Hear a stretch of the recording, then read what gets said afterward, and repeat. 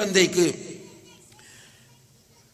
சின்ன வயதிலிருந்தே ஈமானிய உணர்வையும் அல்லாஹ்வை பற்றிய நம்பிக்கையையும் அல்லாஹ்வின் மீது உள்ள அன்பையும் ஊட்டி வளர்ப்பது பெற்றோருடைய கடமையாகும்.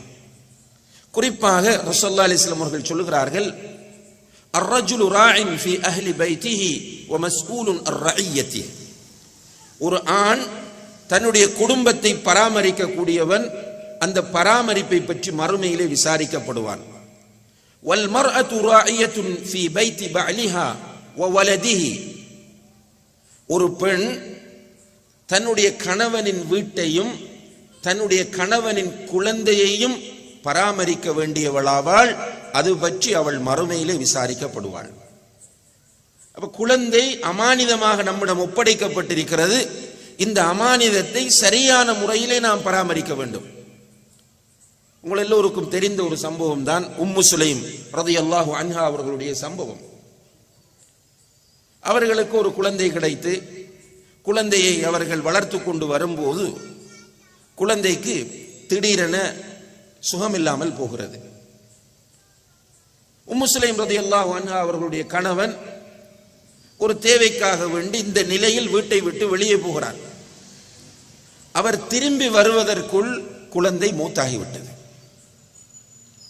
இந்த தாய் ஈமானிய தாய். இந்த தாய் என்ன செய்கிறார்கள் என்றால், அந்த குழந்தையை, மௌத்தான குழந்தையை வீட்டிலே வைக்கிறார்கள். கணவன் வருவது தெரிகிறது. வீட்டில் இருந்தவர்களிடம் சொன்னார்கள், பிள்ளை மௌத்தான செய்தியை யாரும் என்னுடைய கணவனிடம் சொல்ல வேண்டாம், நான் பார்த்துக் கொள்கிறேன். கணவனை வரவேற்கிறார்கள். உட்கார்ந்தவர்களுடைய தேவைகளை நிறைவேற்றுகிறார்கள். கணவன் கேட்கிறார், பிள்ளை எங்கே என்று. உடனே உம்மு சுலைம் ரலியல்லாஹு அன்ஹா அவர்கள் கேட்கிறார்கள், உங்களிடம் ஒருவர் அமானிதமாக ஒரு பொருளை ஒப்படைத்து விட்டு அந்த பொருளை திரும்ப கேட்டால் என்ன செய்வீர்கள் என்று கேட்டார்கள். அமானிதமாக ஒரு பொருளை ஒப்படைத்து விட்டு திருப்பி கேட்டால் என்ன செய்வீர்கள்? அமானிதமாக தந்ததை நான் கொடுத்து விடுவேன் என்று அவர் சொன்னார். அப்போது சொன்னார்கள், அல்லாஹு தஆலா நம்முடைய பிள்ளையை நம்மிடத்தில் அமானிதமாக ஒப்படைத்தான், அதை அவன் எடுத்துக்கொண்டான் என்றார்கள். அல்லாஹு அக்பர். இப்ப பிள்ளைகள் நம்மிடம் தரப்பட்ட அமானிதங்கள். உங்களுடைய வீட்டிலே ஒரு பெருமதியான, உதாரணமாக ஒரு 100 பவுன் தங்கத்தை ஒரு உறவினர் தந்துவிட்டு வெளிநாட்டுக்கு போய்விடுகிறார்கள் அல்லது வெளியூருக்கு போய்விடுகிறார்கள். இதை அமானிதமாக வைத்துக் கொள்ளுங்கள் என்று நீங்கள் உங்களுடைய முன் ஹாலிலே அதை போட்டுவிட்டு எங்காவது போவீர்களா? அல்லது உங்களுடைய கபட்டின் மேலே வைத்து விட்டு போவீர்களா? அல்லது எல்லோரும் பார்க்கக்கூடிய ஒரு இடத்திலே அந்த தங்கத்தை, அந்த நகையை நீங்கள் வைப்பீர்களா என்றால் இல்லை. அதனுடைய பெருமதி உங்களுக்கு தெரிகிறது, ஒரு அமானிதம் என்பது உங்களுக்கு தெரிகிறது. எனவே யாருக்கும் தெரியாத ஒரு இடத்தில் மிகவும் பாதுகாப்பாக அதை வைத்து நீங்கள் கண்காணித்துக் கொண்டிருப்பீர்கள். மிகவும் அமானித சிந்தனை உள்ளவர்கள் டெய்லி செக் பண்ணி பார்ப்பாங்க, இருக்கா இல்லையாண்டு. ஏனென்றால் அமானிதம் என்பது அவ்வளவு பெரிய ஒரு விஷயம். அப்ப குழந்தைகள் நம்மிடம் அமானிதமாக தரப்பட்டிருக்கின்றன என்றால், நம்மிடத்திலே ஒரு 1000 கிலோ தங்கம் அமானிதமாக தரப்பட்டது போன்ற அதைவிட பெருமதியான பொருட்கள் நம்மிடத்தில் அமானிதமாக தரப்பட்டிருப்பதை விடவும் அதிகமாக இந்த விஷயத்திலே நம்ம பயப்பட வேண்டி இருக்கிறது. அன்புள்ள சகோதரிகளே, அல்லாஹு தஆலா அல் குர்ஆனிலே சொல்லுகிறான், யா அய்யுஹல்லதீன ஆமனு கூ அன்ஃபுஸகும் வ அஹ்லீகும் நாரா. ஈமான் கொண்டவர்களே, உங்களையும் உங்களுடைய குடும்பத்தையும் நரக நெருப்பிலிருந்து பாதுகாத்துக் கொள்ளுங்கள். ஈமான் கொண்டவர்களே, உங்களையும் உங்களுடைய குடும்பத்தையும் நரக நெருப்பிலிருந்து பாதுகாத்துக் கொள்ளுங்கள். அல்லாஹு தஆலா ஈமான் கொண்டவர்கள் மீது அதிகமான அன்புள்ளவன். அல்லாஹு தஆலா ஈமான் கொண்டவர்கள் மீது அதிகமாக அன்பு காட்டக்கூடியவன். அந்த அன்பின் வெளிப்பாட்டினால் தான் மனிதர்களே என்று அழைக்காமல் ஈமான் கொண்டவர்களே என்று அழைத்து சொல்லுகிறான், உங்களையும் உங்களுடைய குடும்பத்தையும் நரக நெருப்பிலிருந்து பாதுகாத்துக் கொள்ளுங்கள். வகூதுஹன் நாசு வல் ஹிஜாரா. அந்த நரகம் இருக்கிறதே, அதற்கு விறகுகளாக, எரிபொருட்களாக பயன்படுத்தப்பட போவது மனிதர்களும் கற்களும். எனவே உங்களுடைய பிள்ளை, நீங்கள் பாசத்தோடு 10 மாதம் உங்களுடைய வயிற்றில் சுமந்த உங்களுடைய பிள்ளை உங்களுடைய இரத்தத்தை பாலாக ஆக்கி 2 வருடங்கள் பாலூட்டிய உங்களுடைய பிள்ளை நரகத்தின் விறகாக உங்களுடைய கண் முன்னால் ஆக்கப்படாமல் நீங்கள் பாதுகாத்துக் கொள்ளுங்கள் என்று அல்லாஹு தஆலா நமக்கு கட்டளையிடுகிறான். எனவே பெற்றோர்கள், தாய் தந்தை 2 பேருமே தங்களுடைய பிள்ளைகளை நரகத்திலிருந்து பாதுகாக்க வேண்டிய கட்டாய கடமையோடு இருந்து கொண்டிருக்கிறோம். இந்த உலகத்தை பற்றி தான் நாம் யோசித்துக் கொண்டே இருக்கிறோம். என்னுடைய பிள்ளை படிக்க வேண்டும், என்னுடைய பிள்ளை ஒரு நல்ல ஜாப் எடுக்க வேண்டும், என்னுடைய பிள்ளைக்கு பொருளாதாரம் தேவை. ஓடி ஓடி தந்தை உழைக்கிறார். எதற்காக உழைக்கிறீர்கள் என்று கேட்டால், ஊரிலே உழைக்கிறார், சென்னையிலே உழைக்கிறார், துபாயிலே உழைக்கிறார், அதையும் தாண்டி யுஎஸ்க்கு போகிறார், யூகேக்கு போகிறார், தாயை பெற்ற தாயை தந்தையை விட்டுவிட்டு போகிறார், உடன்பிறப்புகளை விட்டுவிட்டு போகிறார், நெருங்கிய உறவினர்கள் மௌத்தானால் அந்த ஜனாசாவை கூட பார்க்க வராமல் அங்கே இருந்து கஷ்டப்பட்டு உழைக்கிறார். எதற்காக நீங்கள் இவ்வாறு கஷ்டப்படுகிறீர்கள் என்று கேட்கிற போது அவர் சொல்லக்கூடிய பதில் என்ன? எங்களுடைய பிள்ளைகளுக்கு ஏதாவது விட்டுட்டு போகணும் என்று. அல்ஹம்துலில்லாஹ், நல்ல பாசம். ஆனால் உங்களுடைய மகன், உங்களுடைய மகள் நரகத்தின் விறகாக, நெருப்பின் விறகாக ஆக்கப்படுவதை நீங்கள் கொஞ்சம் யோசித்து பார்த்திருந்தால், இந்த உலகத்தில் பணம் சம்பாதித்து அவர்களுக்கு சொத்துக்களை விட்டு செல்வதை விட நீங்கள் பல கோடி மடங்கு அதிகமாக உங்களுடைய பிள்ளைகளை நரகத்திலிருந்து பாதுகாப்பதற்காக நீங்கள் துடித்திருப்பீர்கள். ஆனால் அந்த சிந்தனை நிறைய பேரண்ட்ஸிடம் வராமல் இருப்பதுதான் என்று ஆச்சரியமாக இருக்கிறது. பிள்ளைய பெற்றவுடன் அந்த பிள்ளையை ஈமானிய பாலூட்டி வளர்க்க வேண்டிய தாய், சஹாபாக்களுடைய வரலாறுகளை சொல்லி வளர்க்க வேண்டிய தாய், அந்த பிள்ளைகளுக்கு சின்ன வயதிலே கலிமாக்களையும் திக்ருகளையும் சொல்லிக் கொடுத்து வளர்க்க வேண்டிய தாய், இன்றைக்கு குழந்தையை மடியில் வைத்துக் கொண்டு சினிமா பார்க்கிறார், டிராமா பார்க்கிறார். இன்றைக்கு அதையும் தாண்டி நிலைமை எப்படி போயிருக்கிறது என்று கேட்டால், அந்த பிள்ளைகளை கவனிப்பதற்கு நேரம் இல்லை. எனவே கொஞ்சம் வசதி இருந்தால் யாராவது ஹவுஸ்மேட் கிடைக்க மாட்டார்களா என்று பார்க்கிறார்கள். தாயின் மடியில் இருக்கிற சுகம், தாயின் மார்பிலே அந்த குழந்தை பெறுகிற சுகம், தாயின் தோளிலே அந்த குழந்தை பெறக்கூடிய சுகம், அதனால் கிடைக்கக்கூடிய ஆரோக்கியம், அதனால் கிடைக்கக்கூடிய மன வளர்ச்சி இல்லாமல் சில நேரங்களில் முஸ்லிம் அல்லாத ஹவுஸ்மேட், சில நேரம் மார்க்கம் இல்லாத ஹவுஸ்மேட், கல்வி இல்லாத ஹவுஸ்மேட், ஒழுக்கம் இல்லாத ஹவுஸ்மேட், இவர்களிடத்திலே பிள்ளையை கொடுத்து விட்டு இவர்கள் டிவியிலும் டிராமாவிலும் சினிமாவிலும் போனிலும் நண்பர்களுடைய வீடுகளிலும் உறவினர்களுடைய வீடுகளிலும் ஃபங்க்ஷன்களிலும் பிஸியாகி விடுகிறார்கள். என்றால் இவர்களை என்னவென்று சொல்வது சகோதரிகளே? அல்லாஹு தஆலா அமானிதமாக தந்த இந்த குழந்தைகளை நரக நெருப்பிலிருந்து பாதுகாத்துக் கொள்ளுங்கள் என்று அல்லாஹ் சொல்லுகிறான். நம்முடைய நிலைமை இப்படி இருக்கிறது. இன்னும் ஒரு படி தாண்டி நிறைய பெற்றோருக்கு என்ன ஆசை தெரியுமா? என்னுடைய பிள்ளை ஒரு ஹாஃபிலாவாக வர வேண்டும், ஒரு ஹாஃபிலாக குர்ஆனை மனனம் செய்த ஹாஃபிலாக வர வேண்டும், என்னுடைய குழந்தை ஒரு ஆலிமாக வர வேண்டும், என்னுடைய குழந்தை நான் மூத்தான பிறகு என்னுடைய பெயரில் சதகாக்களை செய்து என்னை கபருக்குள்ளும் நிம்மதியாக வாழ வைக்கக்கூடிய குழந்தையாக வர வேண்டும், என்னுடைய குழந்தை நான் முதுமை அடையும் போது என்னை கண்ணியமாக பார்க்கிற ஒரு குழந்தையாக வர வேண்டும், நான் மௌத்தான பிறகு ரப்பிர்ஹம்ஹுமா கமா ரப்பயானி சகீரா என்று அவனுடைய ஒவ்வொரு தொழுகையிலும் எனக்காக துஆ செய்யக்கூடிய குழந்தையாக வர வேண்டும் என்று யோசிப்பதை விட நம்முடைய அதிகமான இப்படி யோசிக்கிற தாய்மாரும் இருக்கிறார்கள் அல்ஹம்துலில்லாஹ். ஆனால் அதிகமான தாய்மார்கள், அதிகமான தந்தைமாருடைய நினைப்பு என்னன்னு கேட்டால், என்னுடைய பிள்ளை இந்த ஸ்கூலில் படிக்கிறான், என்னுடைய பிள்ளை இங்கிலீஷ் பேசுவான், என்னுடைய பிள்ளை இங்கிலீஷ் மீடியம், என்னுடைய பிள்ளை இந்த நடிகரை போன்று நடித்து காட்டுவான், என்னுடைய பிள்ளை இந்த பாடலை பாடி காட்டுவான். இதிலே சந்தோஷம். அவர்களுக்கு என்ன தேவை என்றால், வெஸ்டர்ன் ஸ்டைலில், மேற்கத்திய பாணியில், மேற்கத்திய கலாச்சாரத்தில் அவருடைய குழந்தை வளர்ந்து வரும்போது சந்தோஷமாக இருக்கிறது. இன்றைக்கு சில பேரண்ட்ஸை பார்த்தால், வாப்பமார் என்ன செய்யறாங்கன்னு கேட்டால், குழந்தைகளை சலூனுக்கு கொண்டு செல்கிறார்கள் முடி வெட்டுவதற்காக. அவன் ஹராமான முறையில் அந்த குழந்தைகளுக்கு முடி வெட்டி விடுகிறான். அதாவது மேலே முடியை வைத்து சைடை சேவ் பண்ணுவது என்பது ஹராமாகும். அப்படி அவன் முடிவெட்டும் போது இந்த தந்தை அதை கொண்டு வந்து காட்டி மகனுடைய ஸ்டைல் என்று அதை வைத்து நண்பர்கள் மத்தியிலே பெருமைப்படுவதை நாம் பார்க்கக்கூடியதாக இருக்கிறது. அன்புள்ள சகோதரிகளே, உண்மையிலேயே நாம் என்ன யோசிக்க வேண்டும் என்று கேட்டால், நம்முடைய பிள்ளைகள் நமக்கு மன மகிழ்ச்சியை தர வேண்டும், நமக்கு கண்குளிர்ச்சியை தர வேண்டும். இந்த உலகத்திலும் நமக்கு கண்குளிர்ச்சியாக அவர்கள் அமைய வேண்டும், மறுமையிலும் அவர்கள் நமக்கு கண்குளிர்ச்சியாக அமைய வேண்டும். இதுதான் புத்தியுள்ள, அறிவுள்ள, சிந்தனை உள்ள ஒவ்வொரு பெற்றோருடையவும் எதிர்பார்ப்பாக இருக்கும். அதற்கு மாற்றமாக நீங்கள் ஒழுக்கம் கொடுக்கவில்லை, மார்க்கம் கொடுக்கவில்லை, வளர்க்கிறீர்கள், டாக்டர் ஆக்குகிறீர்கள், கடைசியில் பார்த்தால் உங்களுக்கு சுகம் இல்லாமல் இருக்கும், அவன் கிளினிக்கில் பிஸியாக இருப்பான். உங்களுக்கு எந்த ஹெல்ப்பும் அவன் மூலம் கிடைக்காது. உங்களை பார்ப்பதற்கு வருடத்தில் ஒரு தடவை வந்து போவான்.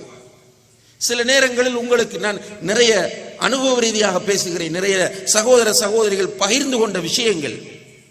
மகனை கஷ்டப்பட்டு ஆளாக்கி இருப்பார்கள், பெற்றோரை நோகடித்து அவர்களுடைய மனதை துன்புறுத்தக்கூடிய பிள்ளைகளாக அவர்கள் இருந்து கொண்டிருப்பதை பார். நிறைய பணம் இருக்கிறது, இந்த பிள்ளைகளுக்கு, இந்த பெற்றோருக்கு இருப்பதற்கு ஒழுங்கான வசதி இல்லை. அவன் ஹைஃபையாக வாழ்ந்து கொண்டிருக்கிறான் சிட்டியிலே, இங்கே இவர்கள் கிராமத்திலே வேளா வேளைக்கு சாப்பிடுவதற்கு வசதி இல்லாமல் கஷ்டப்பட்டு கொண்டிருக்கிறார்கள். இந்த பிள்ளையை உருவாக்குவதற்காகத்தான் நீங்கள் கஷ்டப்பட்டீர்களா? உங்களுடைய கணவன் வியர்வை சிந்தினாரா? உங்களுடைய கணவன் ஹலால் ஹராம் பார்க்காமல் கஷ்டப்பட்டதெல்லாம் இப்படி ஒரு பிள்ளையை உங்களுக்கு கொண்டு வந்து தருவதற்காகவா? இல்லை. நமக்கு என்ன தேவை என்றால், நமக்கு ஒரு குழந்தை வர வேண்டும். அந்த குழந்தை சின்ன பருவத்திலும் நமக்கு மகிழ்ச்சியை தர வேண்டும், வளர்ந்து வரும்போதும் மகிழ்ச்சியை தர வேண்டும். நம்முடைய பிள்ளை பெரிய ஆளானாலும் மகிழ்ச்சியை தர வேண்டும், அவன் உயிரோடு இருந்தாலும் மகிழ்ச்சியை தர வேண்டும், மௌத்தானாலும் மகிழ்ச்சியை தர வேண்டும். நாம் உயிரோடு இருந்தாலும் நமக்கு மகிழ்ச்சியை தர வேண்டும், நாம் மௌத்தானாலும் நமக்கு மகிழ்ச்சியை தர வேண்டும். இப்படியான பிள்ளை தான் நமக்கு தேவை. ரசூலுல்லாஹி அலைஹி வஸல்லம் அவர்கள் அப்படியான பிள்ளைகளை உருவாக்குமாறுதான் நமக்கு வழிகாட்டுகிறார்கள். ஒரு மனிதன் மௌத்தாகிவிட்டால் அவனுடைய எல்லா தொடர்புகளும் இந்த உலகத்தோடு துண்டிக்கப்பட்டு விடும். உலகத்தோடு உள்ள எல்லா தொடர்புகளும் துண்டிக்கப்பட்டு விடும், 3 வழிகளில் தவிர. ஒரு வழி என்ன? நல்ல கல்வியை விட்டு சென்றால் அல்ஹம்துலில்லாஹ் அந்த கல்வி கபருக்கு வரும். சதகா ஜாரியா என்ற நிலையான தர்மங்கள் ஏதாவது செய்துவிட்டு போனால் மௌத்தான பிறகு கபருக்குள்ள வரும். நிலையான தர்மம் என்றால் மஸ்ஜித் அமைப்பது, மദ്രസா அமைப்பது, தாவா சென்டர் அமைப்பது, பொதுமக்களுக்கான கிணறுகளை அமைப்பது, அல்லது ஒரு ஏழைக்கு ஒரு வீட்டை கட்டி கொடுப்பது. இப்படியான நிலையான தர்மங்களை செய்துவிட்டு மௌத்தானால் அதனுடைய நன்மையும் கபருக்குள் வரும். 3வது அவ்வலதின் சாலிஹின் யதுஉ லஹு, இந்த பெற்றோருக்காக துஆ செய்யக்கூடிய சாலிஹான பிள்ளை அவனுடைய தொழுகையிலே யா அல்லாஹ் என்னுடைய பெற்றோரின் பாவங்களை மன்னிப்பாயாக என்று துஆ செய்தால், யா அல்லாஹ் என்னுடைய பெற்றோரின் கபருடைய வேதனையை இல்லாமலாக்கி விடு என்று துஆ செய்தால், யா அல்லாஹ் என்னுடைய தாயின் கபரை சுவன பூங்காவாக ஆக்கிவிடு என்று துஆ செய்தால், யா அல்லாஹ் என்னுடைய தந்தையின் கபரை நீ வெளிச்சமாக ஆக்கிவிடு என்று துஆ செய்தால் அந்த சாலிஹான பிள்ளையின் துஆ வந்து சேரும். இப்படி பிள்ளைகள் வேண்டும்.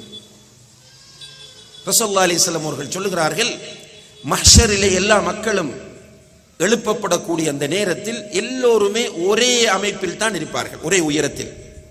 சில ரிவாயத்துகளிலே ஆதம் அலைஹிஸ்ஸலாம் அவர்களுடைய உயரத்தில் 60 முழத்தில் எல்லோரும் இருப்பார்கள்.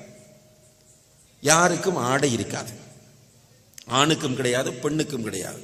இதை சொல்லும் போது ஆயிஷா கேட்கிறார்கள், யா ரசூலல்லாஹ், இப்போ ஆடை இல்லாமல் எழுப்பப்பட்டால் ஆண்கள் பெண்கள் எல்லாரும் மிக்ஸ்டா இருப்பாங்களா அல்லது செப்பரேட்டா இருப்பாங்களா, எப்படி நிலைமைன்னு கேட்டதுக்கு ரசூலுல்லாஹி அலைஹி வஸல்லம் சொன்னார்கள், ஆயிஷாவே, அந்த நேரத்தில் ஒருவர் அடுத்தவரை பார்ப்பதற்கு சந்தர்ப்பமே இல்லை. இந்த நிர்வாணமாக இருக்கிறார்களா, ஆடை இல்லாமல் இருக்கிறார்களா என்று பார்க்கக்கூடிய ஒரு சூழ்நிலை அங்கே இருக்காது என்று சொல்கிறார்கள். அப்படி ஆடை இல்லாமல் எல்லோரும் எழுப்பப்படுவார்கள். இந்த நேரத்தில் அல்லாஹு தஆலா சிலரை அழைப்பான். அழைத்து அவர்களுக்கு தலையிலே கிரீடங்கள் அணிவிக்கப்படும். அல்லாஹு அக்பர். மஹ்ஷர்ல நடப்பது, சொர்க்கத்தில் அல்ல. மஹ்ஷரிலே வைத்து சிலருக்கு கிரீடங்கள் அணிவிக்கப்படும், அவர்களுக்கு பொன்னாடைகள் போர்த்தப்படும். அவங்க ஆச்சரியமாக மேலும் கீழும் பார்ப்பார்கள், யா அல்லாஹ், இவ்வளவு பேர் நிற்கிற இந்த மகா சபையிலே எங்களுக்கு மாத்திரம் ஏன் இப்படி கௌரவம் என்று கேட்கும் போது அவர்களுக்கு சொல்லப்படும், உங்களுடைய பிள்ளை குர்ஆனை மனனம் செய்ததனால் உங்களுக்கு கிடைக்கக்கூடிய கௌரவம். அல்லாஹு அக்பர். அல்லாஹ் அந்த பாக்கியத்தை எல்லோருக்கும் தர வேண்டும். பிள்ளையை குர்ஆன் பாடமாக்க வைத்தால், ஹாஃபிலாவாக பிள்ளையை மாற்றினால், பெற்றோருக்கு அந்த மகா சபையில் ஆதம் அலைஹிஸ்ஸலாம் அவர்கள் முதற்கொண்டு சூரூதப்படும் வரைக்கும் இந்த உலகத்தில் வாழ்ந்தவர்கள் இருக்கிறார்களே, அத்தனை பேரும் எழுப்பப்படக்கூடிய அந்த சபையிலே நபிகள் நாயகம் ஸல்லல்லாஹு அலைஹி வஸல்லம் அவர்கள் நிற்பார்கள், இப்ராஹிம் அலைஹிஸ்ஸலாம் நிற்பார்கள், எல்லா நபிமார்களும் நிற்பார்கள், சஹாபாக்கள் இருப்பார்கள். அந்த சபையில் உலகம் அழியும் வரைக்கும் யாரெல்லாம் அவர்களுடைய பிள்ளைகளை குர்ஆனை மனனம் செய்ய வைக்கிறார்களோ அவர்களுக்கு இந்த கௌரவம் கிடைக்கும் என்று நபி ஸல்லல்லாஹு அலைஹி வஸல்லம் அவர்கள் சொல்கிறார்கள். அப்ப பெற்றோர் என்ன ஆசைப்படணும் என்றால், டாக்டரா வரட்டும் அல்ஹம்துலில்லாஹ் தேவை, என்ஜினியராக வரட்டும் தேவை, வேற கலைகளை கற்கட்டும் தேவை, ஆனால் முதல் ஆசை என்ன இருக்கணும் என்று கேட்டால், என்னுடைய பிள்ளை குர்ஆனை மனனம் செய்ய வேண்டும். இந்த ஆசை வந்தால் அதற்கு பிறகு பிள்ளை வளர்ப்புல நம்ம கூடுதல் கவனம் செலுத்துவோம். அதே போன்று நம்முடைய பிள்ளைகள் வளர்ந்து வரும்போது அவர்களுக்கு இபாதத்துகளை கற்றுக் கொடுப்பது. ரசூலுல்லாஹி அலைஹி வஸல்லம் அவர்கள் சொல்கிறார்கள், உங்களுடைய பிள்ளைகள் 7 வயதானால் தொழுமாறு ஏவுங்கள், 10 வயதாகியும் அவர்கள் தொழாமல் இருந்தால் அடித்து தொழ வையுங்கள் என்று சொல்கிறார்கள். அன்புள்ள சகோதரிகளே, தொழுகையுடைய விஷயத்தில் எத்தனை பேர் நாம் கவனம் செலுத்துகிறோம்? இந்த 7 வயதிலிருந்து பிள்ளைகளை தொழ பழக்கினா பழகிடுவான், அல்ஹம்துலில்லாஹ். பிரச்சனை என்னென்றால், வாப்பா தொழ போறல்ல, தந்தை தொழப்போகக்கூடியவனாக இருந்தால் தந்தையோடு பிள்ளை போய் பழகி அதுக்கு பிறகு அவன் தொடர்ச்சியாக தொழ ஆரம்பித்து விடுவான். நீங்க வீட்டில் ஆண் பிள்ளைக்கும் பெண் பிள்ளைக்கும் இடையில் உள்ள வித்தியாசத்தை பார்க்கலாம். நீங்கள் வீட்டில் தொழக்கூடியவர்களாக இருந்தால் உங்களை பார்த்து பொம்பளை பிள்ளைகள் தொழ ஆரம்பிக்கும். ஆனால் தந்தை தொழுவதில்லை எனும் போது பிள்ளை தொழுவதில்லை. 7 வயதிலிருந்து தொழுகைக்கு பிள்ளைகளை ட்ரெயின் பண்ண சொல்லுகிறது. சஹாபி பெண்கள் சின்ன வயதிலிருந்து நோன்புக்கு பிள்ளைகளை ட்ரெயின் பண்ணுவாங்க. நோன்பு பிடிக்க இயலாத வயது, அந்த வயதில் பிள்ளைகளை நோன்பு பிடிக்க தூண்டுவார்கள். இப்ப பிள்ளைகள் நோன்பு பிடித்துக் கொண்டிருப்பார்கள். அந்த இஃப்தாருடைய டைம் நெருங்குற நேரத்தில் அவர்களால் பசி தாங்க முடியாமல் நோன்பு விட போறோம், ஏதாவது சாப்பிடுவதற்கு கொடுங்கள் என்று சொல்லும் போது தாய்மார் என்ன பண்ணுவாங்க என்றால், ஏதாவது டாய்ஸ் எடுத்து பிள்ளைகளை கையில கொடுத்து போய் விளையாடுங்க என்று அவர்களை பராக்காக்கி நோன்பை கம்ப்ளீட்டா பிடிக்க வைப்பாங்க. பிள்ளை வளர்ப்பு இதெல்லாம். அதே போன்று குழந்தைகளுக்கு நல்ல ஒழுக்கங்களை கற்றுக் கொடுக்க வேண்டும். ரசூலுல்லாஹி அலைஹி வஸல்லம் அவர்கள் ஒரு நாள் ஒரு சஹனிலே உட்கார்ந்து சாப்பிடுகிறார்கள். அதிலே அம்ர் இப்னு சலமா ரலியல்லாஹு அன்ஹு என்கிற சின்ன சஹாபி, குட்டி சஹாபி, அவரும் உட்கார்ந்துட்டார். அவர் என்ன பண்றார் என்றால், சின்ன பிள்ளை கைய சஹனில் பல இடங்களிலும் போடுகிறது. ரசூலுல்லாஹி அலைஹி வஸல்லம் அவர்கள் சொல்கிறார்கள், யா குலாம், பையனே, சம்மில்லா, ஃபர்ஸ்ட்டுக்கு நீங்க பிஸ்மில்லா சொல்லுங்க. அதுக்கப்புறம் வக்குல் பியமீனிக், 2 கையாலும் போட்டு நீங்கள் சாப்பிடாமல் வலது கையால் சாப்பிடுங்கள். வக்குல் மிம்மா எலிக், சஹனில் எல்லா இடங்களிலும் உன்னுடைய கையை கொண்டு செல்லாமல் உமக்கு பக்கத்தில் இருப்பதை சாப்பிடு. குழந்தைகளுக்கு இந்த தர்பியா கொடுக்க வேண்டும். ஒழுக்கங்களை சின்ன வயதிலிருந்து கற்றுக் கொடுக்க வேண்டும். உண்மையிலேயே பெரிய சோதனை. நமக்கு டைம் இல்லை. இப்ப பெண்களுடைய முழு கம்ப்ளைண்டும் என்னன்னா டைம் இல்லை.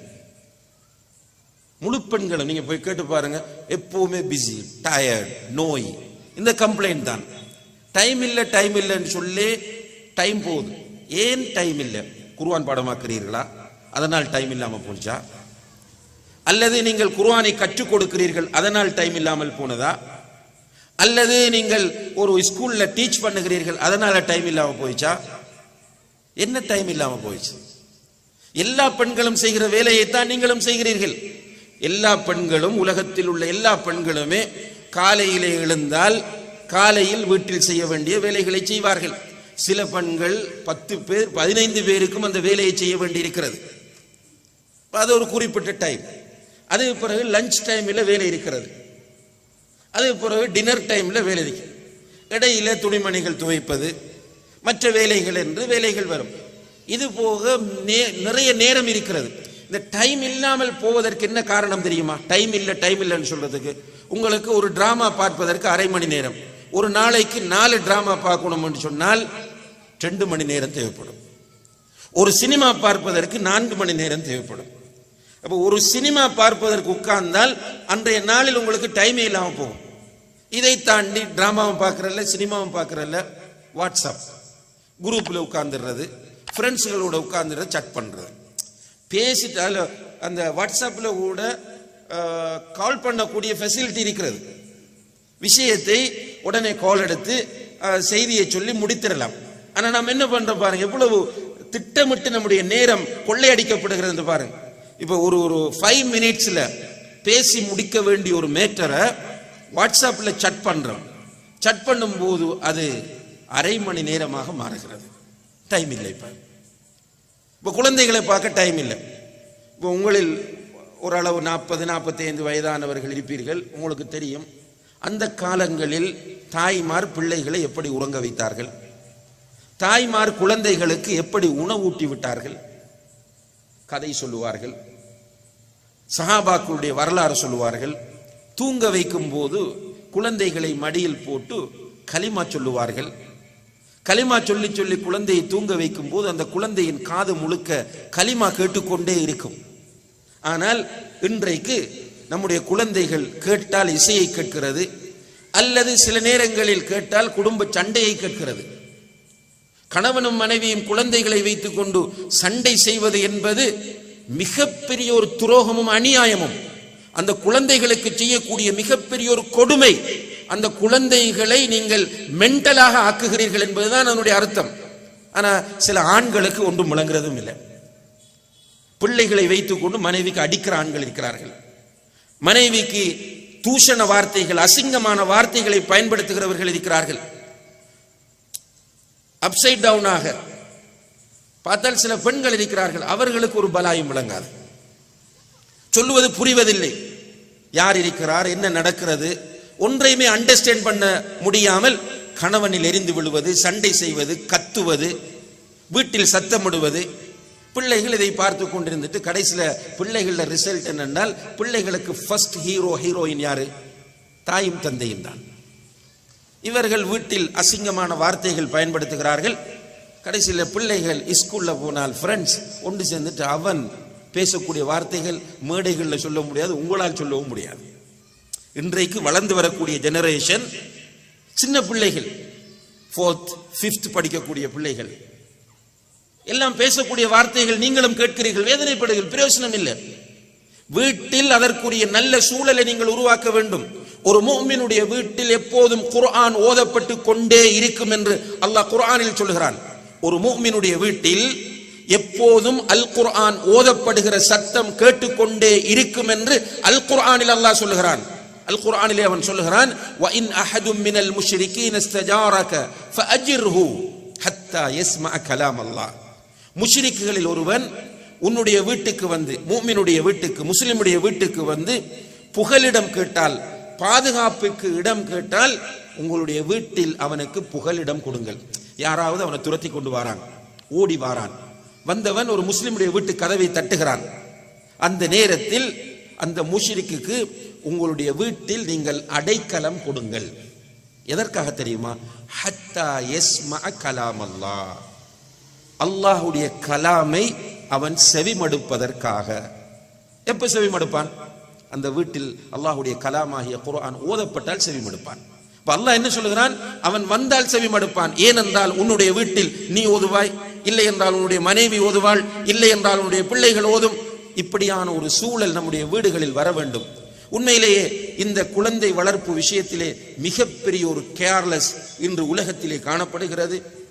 குறிப்பாக குர்ஆனையும் ஹதீஸையும் ஏற்றிருக்கிற நம்மத்தியிலே இந்த நிலை காணப்படுகிறது.